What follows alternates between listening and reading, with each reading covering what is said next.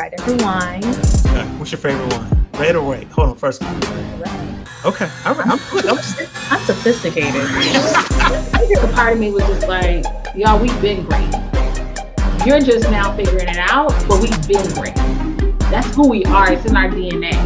So like do my Colossal Deadpool, like impersonation, 1 or 2 moments, right? It's Listen, I'm sitting here in my head going, I wonder if I can somehow sniff the traffic going from the armband. It's got to be talking to an API or something. to the next cocktail, to the next conversation. Yo, what's going on, C3 Squad? Welcome to the first ever live version of the C3 podcast in season 3, right? We live today. Super excited for this one. This one's kind of momentous because number one, it's streaming live to the Ebony Ascent platform. So actually, you can go and watch this and check this out if you're viewing on the Ebony Ascent platform. It's also streaming to the socials, the YouTube page, so you can kind of check it out wherever you're at. But this was super exciting for me and for the company for what we're doing to kind of launch off this live podcast. And it's a chance to just kind of check in, do something different, add in some new content to the C3 show. Some of the things that we're going to do, there's going to be some more content changes coming up soon. But really excited to just have this ability to, go live and have these live content events on our platform. So however you're checking this out right now, if you're on Twitter, if you're on Facebook, you're on YouTube, welcome, appreciate you. Engage. This is the live show, so please engage, leave comments. I'll get them and kind of get back to you guys. You can also do that on the platform of the website itself. You just go to ebonyascent.com, click on the C3 podcast, and you'll see the latest featured update, the C3 Live. You go in there, you will see the live stream. And if you log into Ebony Ascent, if you haven't already, you got to sign up. You can leave comments. You can leave comments right there in the post. I'll see those as well and kind of get to those. And be on the lookout for more of these. We're going to start doing more of these with the C3 podcast show as well as some other content. And so with that, let's get into it. Welcome back. C3 podcast. And guys, it's back. It is back because it's 7 o'clock. It's on a Wednesday. It's 4:20. If you know, you know. And we're going to get back to the cocktails. So sipping today, this is quickly becoming one of my favorite bourbons. And it was given to me as a gift for my birthday. Uncle Nearest. I freaking love it. It sits in my office. Excuse me. The joys of going live, right? It sits in my office for those days when it's been a long day and I just got to reach right over, pour it, have a drink. We're going to have some Uncle Nearest today. So let's get this kicked off. Let's take a sip. Wherever you watch, whatever you're doing, hope you poured yourself a nice glass of something good. Maybe some wine, maybe some Uncle Nearest, maybe some Woodford, whatever it is. Let's take a sip and get to it. It's good. Woo, it's really good. Love that. All right. So a couple of things that I want to get into today with all of you, and that's some pretty heavy topics. Not too bad, but pretty heavy. We're gonna kind of get into it. And first, I want to kick off a conversation about Ebony Ascent, right? And the launch that we've had over the last 2 months has just been absolutely fantastic. This has been a conversation turned dream turned reality. A lot of hard work by a lot of individuals behind the scenes, and I appreciate each and every one of you all. The team, we talk almost all the time. I know the ops team, seems like we talk just about every other day, but we appreciate everything that's been happening. So number one, for me, to you, to my staff members, to my team, I appreciate y'all. Thank you for riding with me with this. Thanks for believing in the vision and jumping in. And to everybody that's engaged up until now, everybody that's signed up and become a day one member, everybody that's logged in and has a subscription to the Ebony Ascent platform, thank you so much. We love y'all. Thank y'all for rocking with us. And we're excited to grow this thing with y'all and see some of the stuff that we've got planned. Like just know this. I want to say this, that everything we produce, everything we put out, like has a plan. For the most part, except when I go rogue and do stuff like this and just do a live show. But we've got so many good things planned for this platform, as far as content, that we are going to be putting out there that we just feel is going to be good for the culture. And we can't wait for you guys to see it, engage with it. And we've got some amazing content right now, though. Like if you're new to this, right, if you're seeing this and you're just not hearing about Ebony Ascent, like, first of all, go check it out. www.ebonyascent.com. Go hit it up right now. And I want you to check out the Open Door Conversations podcast. Like, no cap, this podcast It is two mental health professionals like digging into, some issues that have plagued, especially in the Black community for a while. And they go deep, y'all. Like, and I'm telling you, like, just, be prepared for a good time because you will connect with these two ladies. They both have the kindest of souls, and they have that demeanor about them, and that voice that just kind of connects with you. But they go in deep on some issues, and they have some wonderful insights on some of the things that trouble us, and they go into a lot of things, man, that we've all kind of seen in our life if you're in the Black community. So number one, go check that out. Open Door Conversation. Subscribe to that podcast, and check it out and engage with that podcast. Right, it's gonna hit you. I'm gonna be honest, So I do some of the mixing, and yeah, it's gonna hit you.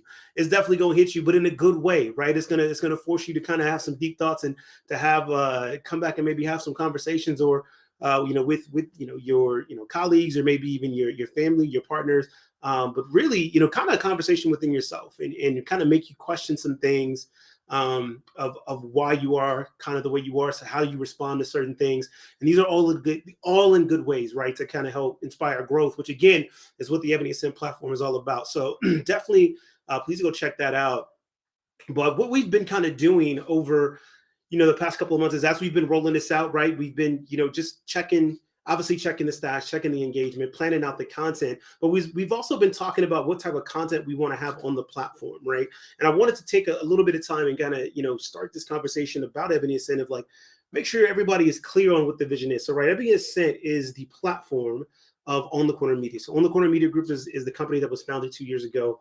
And it came from just an idea. It was a conversation between me and a buddy of mine about having a podcast network, right? And would it be dope to have a podcast network, but that covers stuff that like we cared about? And from there, it just kind of grew. That conversation kept growing, and we started talking about, besides that, like, what are some things that we can really talk about, like, within the Black community that we feel like just aren't covered.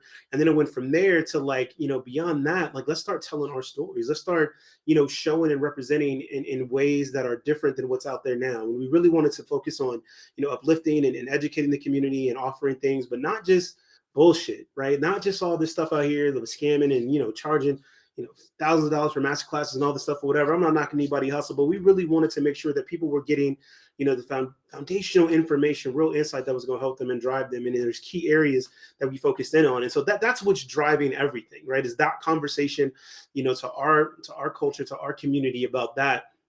And so that rolled into launching Ebony Ascent. We wanted a platform, we wanted a brand to put around that. We put that together, and we've been rolling with it ever since. And so since we've debuted in February, we've been looking at, like, what kind of content we can continue to add. And there's some big things planned, right?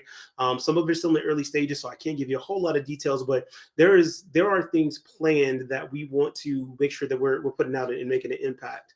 There's some live shows like this planned. There's some live in-person shows as well that we're going to be planning a little bit later on. Of course, we're just going to monitor, see how things go. But it's looking like we're starting to kind of get back to a new normal. But we'll get to that a little bit later. So thank you again, everybody who's been rocking with this and who's been rolling with this and just enjoying the content. Please share, tell a friend, tell a cousin, tell Ray, tell Pook and them, like, tell everybody, right? Come check it out. And give us feedback, guys. Engage. Leave comments, let us know. Join, subscribe to ebonyascent.com. It's completely free. But when you do that, you get the email newsletters from when we send out new content. And that's a way to interact back with us as well. Like, you have direct, channels back to the co-founder of the company, to the content creator, so we can understand what it is that you guys are engaging with, what you guys like, and what more things that you want to see. Because we want to build this. We've got ideas for what we want to offer the community, but we want to build this around you. We want this to grow into a two-way conversation and a community where we're all talking and engaging and creating things together. So it's been an absolute blast, like, kicking this off, right? It really has. And we talked about it the other day on our ops team call. It's been really cool how people have been reaching out and liking the content, and we've been gaining more team members on the back end. People are just like, hey, we love everything that's about. We want to help. What can we do? And so we're all for it. We're a small, scrappy company trying to get this up and going, but we got some big goals and dreams that we want to do, and it's really just been amazing seeing all this come together.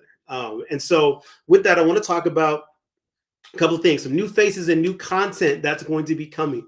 So we're going to be expanding on financial empowerment, right? So you used to call it financial literacy, and I actually was recently on a podcast with Grant McCaw, I believe is the last name. Sorry if I messed that up. But I was listening to a podcast. I was going to be coming out a little bit later, and we were talking about like financial literacy. And he said, he didn't like the term financial literacy. He preferred financial empowerment. That really resonated. So I said, we're going to go with that. So we're going to be expanding more on the financial empowerment side. So we do have a money blog. It's called Money-ish on ebonyascent.com, where we're putting out tips and different things when it comes to finances, right? That's an area that I am really, really passionate about, is making sure that we understand finances and going past personal finance and the stuff like credit repair, like that's going to be the base foundation. We'll have some things on there, but I'm talking all the way to understanding the way investing works, how banking works, right? How to really use finance and turn it into what it's meant to be, which is a tool for you to create leverage and income that you can use within your life to create the lifestyle that you want. But beyond that, also to start creating generational wealth and what it means, some of the systemic issues that are in the financial system that you need to truly just kind of understand how it works, how the system works in together, so you're making the right decisions. And so we've got a blog that's out there. It's called Money-ish. So you can go check that out, subscribe to it. It's all written. You can read it. We try and keep it pretty short. And we'll start to put some video content there as well. But we got some things planned in that area that we're going to expand upon. We've got a pretty exciting piece of content there. I'll put it like that. So I won't give you a little too much of it, but we got some pretty exciting content that we got planned for that we're expecting to launch by the summertime. So be on the lookout for that. You'll start to see some marketing stuff. We'll push that out there. Also, we're going to be expanding on some of the topics of conversation and bringing in some new faces. So we're going to have some new faces coming into some of the different channels. We are talking about doing more things like this on the C3 podcast and kind of open this up a little bit more. So you might see some new hosts of the C3 podcast as we start to open it up. So you don't just see your boy in this beautiful face. You will see some other faces, but also kind of expanding the topics of conversation that we have. So we're in talks of putting some things together and excited about that too. We've got fingers crossed, y'all, that follows. We've got a powerhouse lined up in the making, and we're gonna have some conversations and see if we can kind of create the right channel and the right vehicle for this person to join on. So we are definitely excited about that. So new things are coming. So if you haven't subscribed yet, you need to go subscribe right now so you can catch up to all the latest and greatest, right? You can catch up on all the old stuff we have on there, right? So I promise that's not the last time I will plug Ebony Ascent. So it's not. It just won't be. I'll continue to plug it. So new faces and new content coming. That's on the horizon. A new feature is coming to the platform. So I realize I have to give you guys a lot of details about what's coming on the content side. I really can't give you a ton of details on this either. Because we like to have surprises and give people new stuff. But we've got a brand new feature coming to the platform itself. So let's just say, in the mode of being kind of interactive and bridging together as part of the community, that this will be a feature with that, right? So the other thing that's a major function of ours is we want to make sure as we're building the community and engaging with the people and having conversations, we also want to highlight Black businesses, right? And create a nice ecosystem where you have the target community, which is the African-American community, who spends, I think it's $1.5 trillion in America. Like, we spend $1.5 trillion. We want to connect that community with your Black business owners, right? The people who are out there who are entrepreneurs who are building businesses. And so that's one of the things that we want to do. So we've got a new feature that's going to help us do a little bit of that. So there you go. You got a taste. There's a new feature coming that's going to go towards that on Ebony Ascent.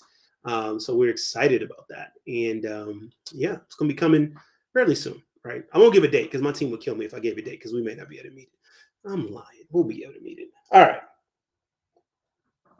So that's it. That's the updates on Ebony Ascent. Woo. That Uncle Nearest, boy, it hit different. Those are the updates on Ebony Ascent. So let's move on to the next topic. Conversation about race. Take a sip. We're gonna get real for a second, people. So over the last couple of weeks, I've had some interesting conversations about race. And it's mostly because I've been talking to a lot of people who've been asking about, on the Corner Media and Ebony Ascent. They've been seeing what I've been posting and they've been checking out the content. And there's a couple of people that I know that, they've been, kind of with me on this journey as we started kind of putting this together. They've just been asking about how it's going. And so as that conversation goes, right, we go into different conversations, talk about the mission, what it's about. And so inherently, race always comes up. So it's been a couple of conversations that I had, and then specifically, like I've seen some things that got me to thinking about how we deal with race, and that's specifically shout out to Atlanta, right? If you haven't seen the show Atlanta, like it's super dope, but especially this season, they've dug in deep, some good storytelling around like the nuanced topics of race, and so all that just kind of came together, and I wanted to put together this pod and do have a conversation about this, and you guys know me, I'm always a storyteller. So I wanted to do this by first telling the story of the first kind of conversation that I had, right? And it was a couple of weeks ago. It's a buddy of mine. And I was out in Phoenix, Arizona. We were having a conversation. It was kind of happy hour.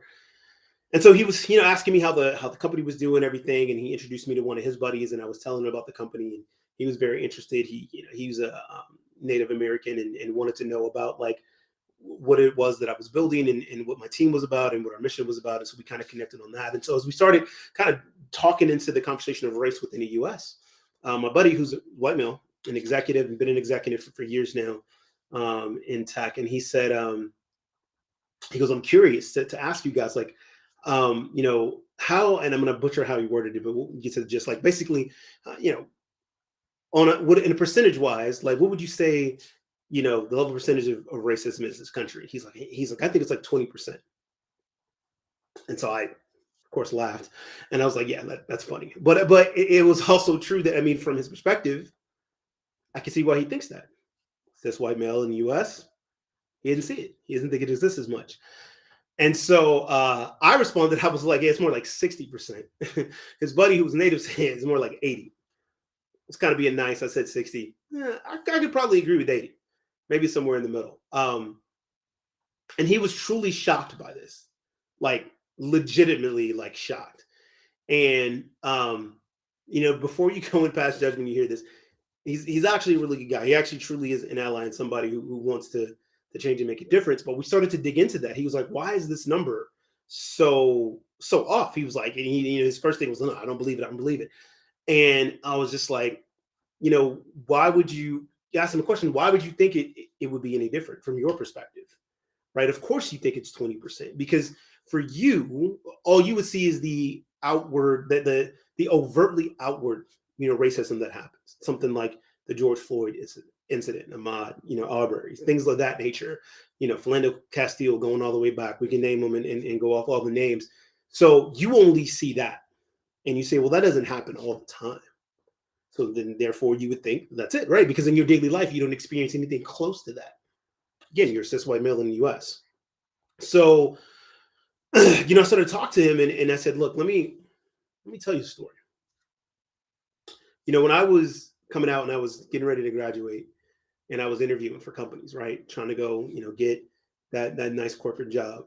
At the time, for most of you who've been rocking with me for a while, you know me. Like I've had long dreads for like 20 years. I just cut them off 2 years ago, right? So speaking of which, it's like, there we go. 2 years later, after cutting them off, already coming back a little bit. But so when I was coming out of college, I had long dreads, and so when I was interviewing, I was telling him about two interviews that I had and the experience of what that was, and then to give him just kind of a highlight of what my career was. So the first was, I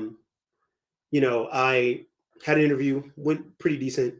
The guy makes a comment about my hair. He goes, so are you planning on cutting your hair? And I was like, no, it wasn't in my plans at all. And, I think if you follow the podcast, I talked about this, I think recently, was that I said, hey, like, well, I'm, interviewing to be a software engineer. Am I going to be doing the coding, or is my hair going to be doing the coding? And he kind of, looked at me kind of crosswise. He goes, well, you'll be doing the coding, of course. He's like, I was like, so why does it matter how, what my hair looks like? The hair's not doing the coding. Now, granted, young, bullheaded, probably not the best thing to do for my career. But, at that point, if I felt like it at that moment, if he's bold enough to ask me that question, then I could be bold enough to have a response, because it's probably not a place that I want to work anyway. So you look at that, it's like, okay, well, Dave, that's not racism. You had hair. Like everybody gets questions about the hair, and it's like, not everybody. most of the time it's minorities that have questions about their hair. Now, granted, this was also back in 2003 as I date myself, right? Before we were quote unquote as woke as we are now, or you see things like the Crown Act that have been passed, where we truly realize that there literally has been systemic racism against people and their hair, right? So what's maybe just a snide comment, and that's how it's taken back then. It truly is, again, another way in which things that you have to deal with. So I tell them the second story, which is a little bit later in that interview cycle. And I'd already accepted the position. So I was just interviewing just to interview, right? I'm just like, all right, let's keep going and make sure that I'm getting the best offer. And so I won't name the company, but I go in and go through the interview. And for those of you who don't know, my last name is Lee. So guy calls me up and he goes, "Oh, David Lee, stand up," right? Sees me. I'm in a suit, again, dreads, and I'm for those who know me, I'm a pretty big guy. I used to play football. So presence can be a little intimidating. So he comes up, shakes my hand, and I was taught early on in life, like when you shake a man's hand, give him a firm handshake, look in the eye, right? So I always have to, give a firm handshake. So give him a firm handshake. He kind of looks at me and goes, "Well, it's a good handshake." We come in, sit down, go through the interview, blah, blah, blah, whatever. End of the interview, right? Getting ready to go up. He goes, "Man, I got to say, like, I can tell he's getting comfortable. Because, man, I gotta tell you, I'm really impressed with this interview, man. You really kind of blew me away." And I'm like, "Okay, cool. Thanks." He was like, "But I got to admit, man, with your name, I just, I expected you to be Asian." And I'm like, all right. So in my head, I'm like, okay, I don't really know how to respond to this, but I'm like, okay, cool. I was like, well, he goes, and the fact that you come from A&T and HBCU, man, this is just, I'm just super impressed. So this went way better than I thought it would be. And so at this point, I'm like, okay, so number one, you thought I was Asian, and because I wasn't Asian and I came from HBCU, like I wasn't supposed to impress you. I wasn't supposed to be as smart as I was. So, inside, I'm absolutely fuming. I'm fuming and furious, right? I want to just, tell this guy all about himself, but shake his hand, walk out and get over it. So as I tell my buddy this story, I'm like, that's how my career starts. That's my entry into corporate America in the tech world, right? Things that, and he's looking at me, he goes, you can't be serious. This is ridiculous. And I'm like, yeah, that's just the start, man. I was like, now go through the rest of my career, like little microaggressions or little comments like, "Oh, you speak so well. Why wouldn't I?" Right? Or, "Oh man, I can't believe you're as smart as you are." Or, comments about my hair or things of that nature, or every Black History Month, "Oh, let's go ask a token Black guy what he thinks about it," right? It's those type of things. Will I say those things are specifically racist? Not by themselves, but overall, there's just this kind of pressure cooker of systemic issues that, you have to deal with as a minority, right? And so as I start to kind of walk him through this, he just looks, he goes, "Well, this is horrible." And I was like, yeah, no shit, it's horrible. I was like, welcome to everyday life. And he goes, "Well, how do we fix this? How do we change this?" Now, where he's at now, he's a fairly influential executive at his company. He goes, how can we change this? And he goes, what can I do, to help? And I was like, look, man, it's you got to create an environment where people trust you. He goes, "Yeah, but I do that. I do these things. And I tell people they can always come." I was like, look, but that's all lip service, right? How we view it is it's lip service. Like nobody knows you to know that it's genuine. And so you've got to create an environment where people can get to know you and realize that it's genuine. Because unfortunately, your colleagues and peers in this industry have created an environment that is less like what you are and more like what they are, which is they are judging everything. They're judging everything you do. They're already putting you at a certain position because of your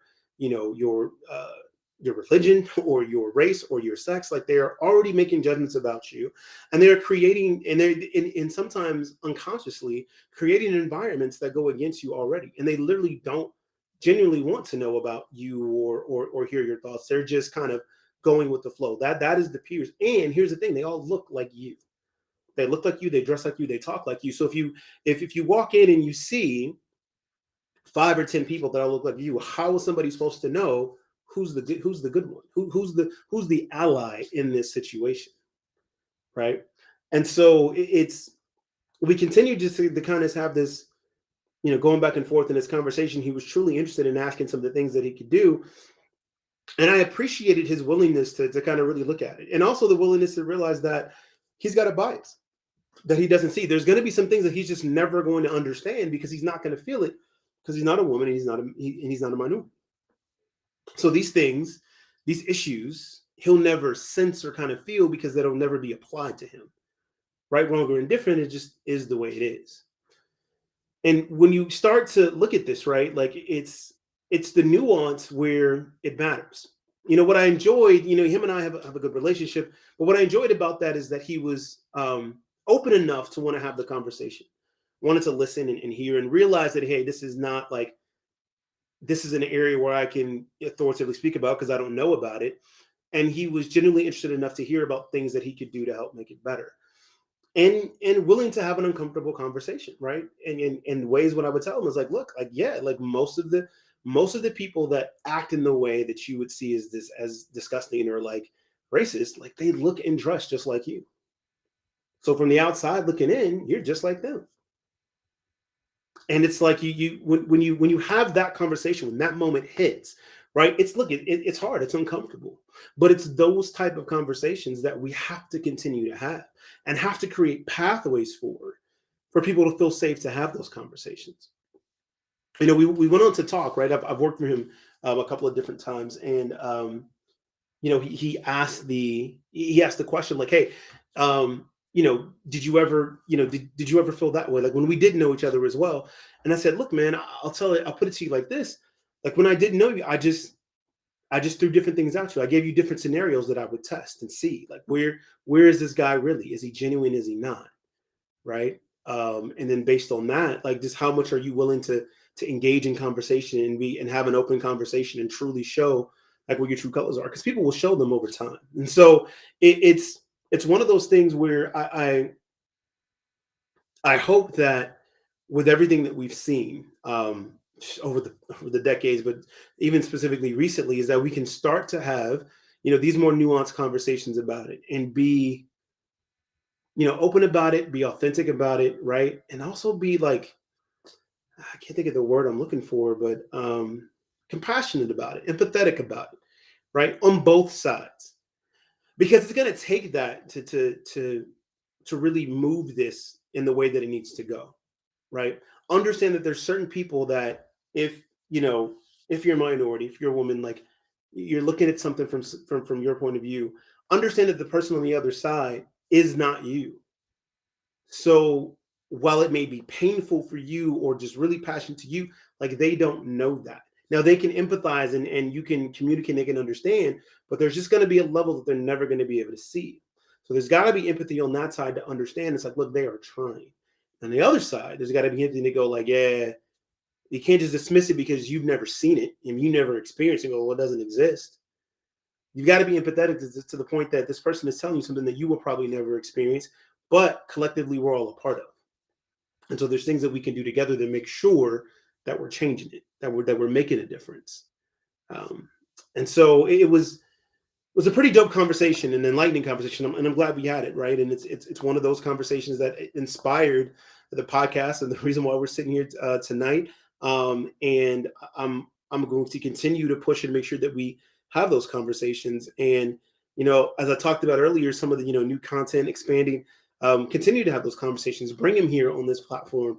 Reach out to the followers, and have these conversations. I want to bring these tough conversations with executives and leaders, and then bring them down to where it's had in a room of everybody that we can feel free to engage and ask questions and get the answers that we want, and together figure this out. Because that's the only way that it's going to change. And I think for our generation, it's imperative that we do that.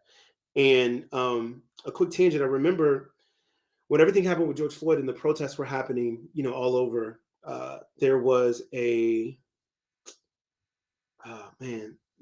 was still in Austin, and there was news coverage of a father and a son, and they protesting together, and then the reporter kind of pulled them off to the side, and the father was telling him he felt compelled to go with his son to go protest because he felt like it was his generation that let his son's generation down, and so that to fix it, they needed to be out there, they needed to be taking their right to protest, going out and making a difference.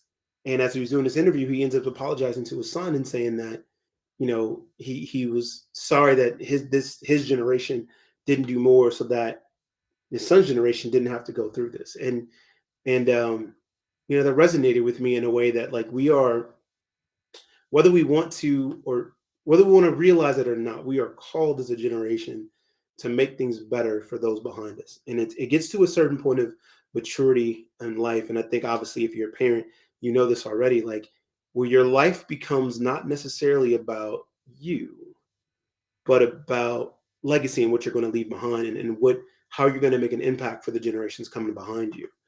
And, we're looking at a time right now in corporate America where I think you could say, I feel comfortable saying that it's unprecedented that we're seeing more diversity than we've ever seen.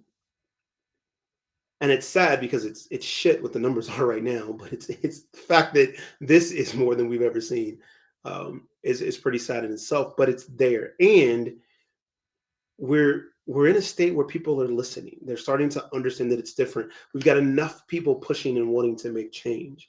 And so I believe that these next two generations, right? The kind of the elder millennial generation and the generation right behind, I don't remember what they are, Z, Y, whatever it is.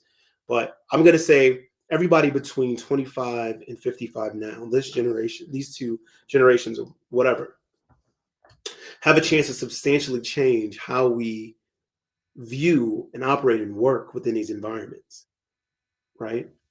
Because if you're on that 50, if you're on the 50-ish spectrum, you've been in the game for a while, and maybe you're in management, upper management, maybe executive management. You've got a chance to actually enact and put some things in place. If you're in the middle of that spectrum, you're working with that upper management to create the inroads of what it actually looks like in the system. And if you're on the younger end, you're pushing by your actions and your choices and the things that you accept on what is acceptable in the workplace. The reason why a lot of these things are where they are is because they were just accepted. Because for the longest time, minorities, women, they didn't, we were happy to be here, right? We had to get a step in. But now we've been here for a while. Now it's starting to demand a certain level of environment that is acceptable. So I liken it to this, and it's something that I was, kind of contemplating on. When I was thinking about how to explain it to people, like what it is, what it's like, right? Just kind of, this pressure, this environment. I said it's kind of like a horror movie, right? So in a horror movie, the monsters in the movie all look the same, right? Typical horror movie. They all have features, characteristics, let you know that they're monsters. Zombies, gremlins, whatever. Like you can spot them out. Those are monsters. They're scary, right? We know how they attack. Ooh, they have teeth, they claw, they eat brains, whatever. In those movies, the fear, right, is in how ferocious the monsters are. It's what the monsters can do and what they look like that scares you. And so you visibly see it, like you're scared of what the monster can do. But I would argue that the scariest movies are the ones in which you don't know what the monsters look like, but you know that they're there, right? You can't tell them apart from anybody or anyone, but you just kind of feel this presence. You know that something's lurking. You don't really know how it attacks. You don't know what it does. So you're just always in suspense. So if you think about that type of horror movie, the protagonist, right, they're always in suspense. They don't know who to trust, what to do, where to go, what corner to take. When something does happen, how do we get out of it? How are we going to get out of this? How do we stop it? It just feels this sense of dread all the time because you're in this constant mode of stress, trying to figure out what's a monster, what's not. To an extent, that's corporate America, right? You're in this case, the monsters are sometimes your colleagues and peers, right? Because you're walking into a world where they all look the same, and you don't know who's who. You don't know who's a monster, who's an ally. You don't know how they'll strike, how they'll come after you, right? And it truly is predatory at times. And that is not a misnomer. I will tell you the stories that I have heard the things that I have seen specifically for women in corporate America is truly predatory. When you have cultures that are created where men feel as if they are entitled to pursue women, hit on women inappropriately, right? Because it's just their thing. And we've seen it with sexual harassment suits all the time, but like it's literally a culture that's created and like bred into. And so, not being a woman, I can only imagine what that's like to walk into a room full of men. If you're a woman, especially in tech, room full of men, and not know who's the monster, who's the one that's gonna text me inappropriately at 10 o'clock at night after an event and continue to text me, who's the one that's going to, like, every event that I go to, show up and say we should go out or do this or do that, who's going to be the monster that tries to follow me into the bathroom no matter how many times I say no. And these aren't exaggerations. These are things that I've personally seen and I had to step into and stop and get into some really interesting conversations when you realize how much of this shit is just covered up. These are the monsters, people. You don't know who they are.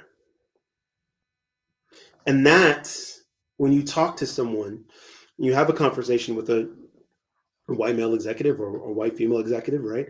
It's, I just gave the analogy, not the analogy of the story, but women, but, minority, same thing. Not necessarily being harassed in that way, but just who's the racist, right? When I walk into a room full of white men all dressed the same, they just look like a portrait of them from 20 to 55. Who's the racist? Who's the person in this room who thinks that black he doesn't really know what he's talking about? Because they're there. They're always there. And it's not knowing who that is that makes it such a suspenseful type of environment where you're just constantly in this kind of area of stress. Right? Conversations we need to have. And we need to keep having. Because I think as we do, we'll start to realize like how ridiculous it is. And we'll start to change it. All right. So quick side note. Or not side note. Quick transition. I know it got kind of deep there for a minute. Told you guys, get ready. I want to move over to just another kind of thought. Actually, before we leave that, quick plug. Sorry, I lied. I'll do that a lot, guys. Really, really quick plug. Check out, if you've not seen Atlanta this season, it's on FX. I really want you to check it out. Specifically, like if you want to kind of see like a different nuance to this conversation, right? In a storytelling mode. Number one, Atlanta is it is great TV from a storytelling perspective. For those of you that know me, I love story. I love good stories. I love storytelling. I think it's an art form, and it's really entertaining to watch how somebody puts together a really good story and then shoots that. But Atlanta, 3 Slaps, which is the first episode. I think it's called The Big Payback. Is episode 4, I believe. Some really great episodes that kind of dig into like this nuance of culture and race and the differences and things like that. I think you'll enjoy it. So you guys should check it out. It's really dope. And when you do, feel free to hit me up. Let me know what you thought about it. So with that, I want to transition. I want to talk about kind of like this new normal concept, right? Like I was watching the Daily Show on YouTube with Trevor Noah, which I absolutely love, by the way. That dude's hilarious. And he was interviewing Elizabeth Warren and just kind of talking about like some things that were changing. I think this was like maybe a couple of days ago. I don't really know. Like that's one thing with YouTube. I go and watch these and I don't really know because I don't follow the actual Daily Show. I now follow more his YouTube, and then I watch his thing on Snapchat. It was crazy. I got more into the Daily Show during the pandemic than before, even though I really do like Trevor Noah. Anyway, side note. But the point is, Elizabeth Warren was kind of going in and talking about looking at it in general, like the things that we've been through, and just kind of like a newer normal, right? As we kind of look to return and kind of get through this pandemic, and it really made me kind of take a beat and think about that. Like, so the past 2 years have been traumatic to say the least, right? In all kinds of ways. The pandemic has been rough. We've lost a lot of lives to the pandemic.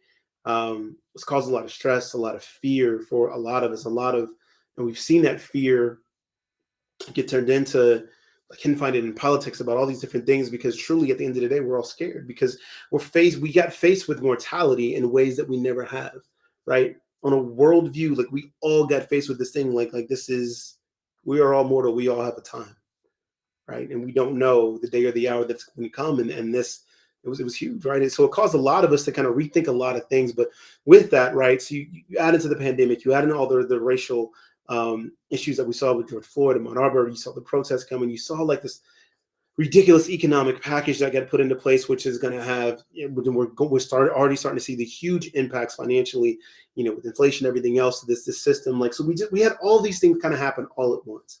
And so I think that we're going to come out of this and kind of go back to normal, I think is ridiculous. When you think about it, because you can't have anything that traumatic happen to you and think that it doesn't change you.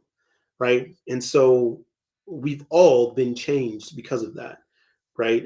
I think, social anxiety is much more a known thing now. And I think we're going to see a lot more of it after that, because you take people who maybe already had a little bit of social anxiety, but then like for a year, almost 2 years, isolate and be told that you can't, being around people is bad because you have this anxiety of what could happen to me if I'm around, or if I catch something and I pass it or whatever. And so now to say, okay, we're just going to come out of that. Like, I think you're going to see, shifts in how we interact with each other back in the world. Like, I mean, for the most part, some people will just kind of get back to normal. I get it. They'll go back to their ways before and they'll be like, all right, whatever, it's over. But I think there'll be lasting effects from that. And with that, like we've seen like new ways to work, right? Just think about it. For those of you watching right now, like, do you work from home more now than you did before? Like, is remote work even a possibility in your industry right now? Which 2 years ago it probably wasn't, but it had to be, right? We watched businesses changed overnight. To this day, I still say that Chick-fil-A is part of the Illuminati, and they knew this shit was coming, because I'm telling you, the day after they said everything was shut down, Chick-fil-A was open the next day with their app and lines. Like, Chick-fil-A was on top of this. I love me some Chick-fil-A. But I really think that was part of Illuminati and this was coming. This is crazy. But my point is, you saw businesses have to shift almost overnight. Some didn't make it. We saw a lot of businesses shut down. We saw business change. Uber Eats, DoorDash, everything, this Instacart, all this kind of delivery, all these things became now more of a way of a norm. And so you start to see how businesses can shift. We saw, and we're still seeing, the great resignation, people losing jobs, people not going back to work, people realizing what their value is, and now just not coming to work. Realizing that they can do more with their time and make more somewhere else, working for themselves or finding other places, knowing that they are the resource, and then they are valuable and they want to be valued. So you put all that together, and I don't think there's a way that we just go back to being normal. I think out of this, we'll start to, this things like this, as bad as it was and is what starts to set the groundwork to launch and build something new. Right? How we interact with each other, what kind of services we build, things of that nature. So I'm optimistically looking at this kind of new normal as we start to, I mean, just recently, I think it was yesterday or today, they loosened most of the mandates on masks, right? And on airplanes, stuff like that or whatever, which is, one of the biggest things that, we just kind of got divided over. But the point being that we're starting to kind of come through this, right? And even saying it out loud, right? It's a little like, oh my God, like, a little nervous, because it's just like, are we truly, where are we in this, right? Are we through this, and what's next? And, it starts to make you think, okay, like, we've been through this once, and how ill prepared we were. Are we better prepared now than when we were in 2020 for whatever's next? Right. So, it's one of those things that I think I hope that we take lessons learned from this, because we should, right? Anything, something happens in your life, you should always take lessons and learn from it, right? That's what we're supposed to do, is get better, as things happen. And so I would hope going forward, we see, better ways to transact business. We see better ways to, treat diseases like this and create, vaccines and treatments. And I hope this pushes us forward in a good way to where we realize, right, being faced with that mortality, that time that we have, the things that we kind of take for granted are precious, and that we need to do more with those things and act with a sense of urgency, the same way we did when we were forced to. And I hope that causes, a little bit of consternation, just some change in the way we think, right, in the way we approach things, and hopefully it inspires.